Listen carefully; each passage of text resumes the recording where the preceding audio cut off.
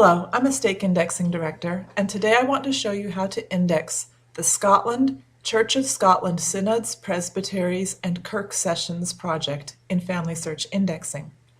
Now, this is a project that spans a very large time period from 1658 to 1919, as well as many different kinds of records. So we're going to have baptisms, marriages, and burials.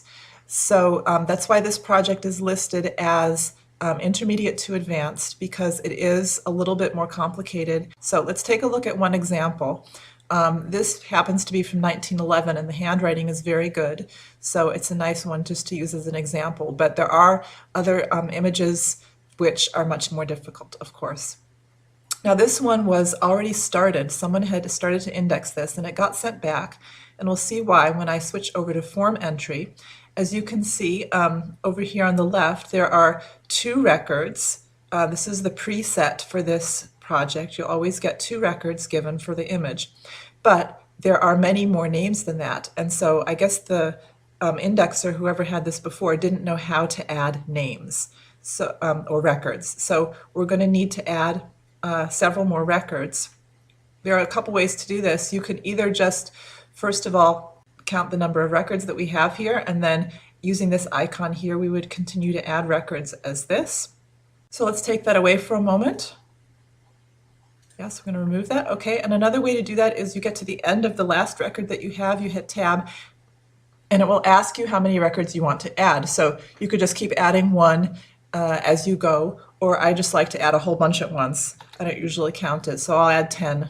It looks like it might be about 10, maybe a couple more, and hit OK. And that automatically gives me a lot more records to work with. And remember, you can always just delete records that you don't use at the end. Okay, so let's take a look at what we need to do. As I said, the first two are done, so I'm going to go ahead and skip those. Now we go to, first of all, record type. As I said, there are different types of records in this project. We're going to have baptisms, marriages, and burials, and this happens to be baptisms. It says it up here at the top of the register. It doesn't always say it. Sometimes you just have to figure it out from the information that's given. So this is a baptism.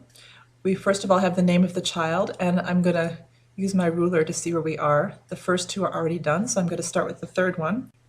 Okay, we start with the given name, and here under name of the child it says John Wardrop. You may think, oh well, Wardrop is a last name, but if we look at the way that this register is done, you'll see sometimes there's just one name, Walter, Mary, or here we have James Cant, Elizabeth Anderson, and this second name is sometimes the name of the mother, and sometimes here we have Jane North. The father was Jace North Brooks. So that's not actually the last name. That's the middle name. Okay, so once again, we're on the third one. I'm going to make that the middle name, Wardrop. The surname in this case is not given. Okay, I'm not going to copy the father's last name as the child's last name. I'm just going to leave that blank. The gender, okay, only if it's written actually on your record as it is here. We have male. Then we have the father's name, looks like Kerward, and then his surname is given, Kinnear.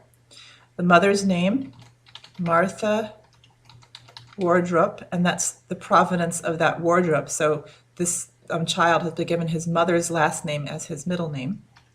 Now we have the baptism day, so we need to make sure we're looking at the entire image, and over here on the right side, we have the date of baptism. In this case, day is 24, month is September. There's no year given, but once again, we're looking at the entire image, and we see up here on the upper left of the register, it says 1911. Okay, so that was already auto-filled because the previous record had it in there. Okay, so that's all for this. Then we would hit tab, go on to the next record, and move it down.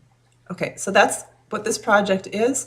Like I said, it's a little bit more complicated. You really have to look over the entire image and make sure that you're getting all of the information that's on there. Okay, so I hope you have fun with this. Thanks for watching.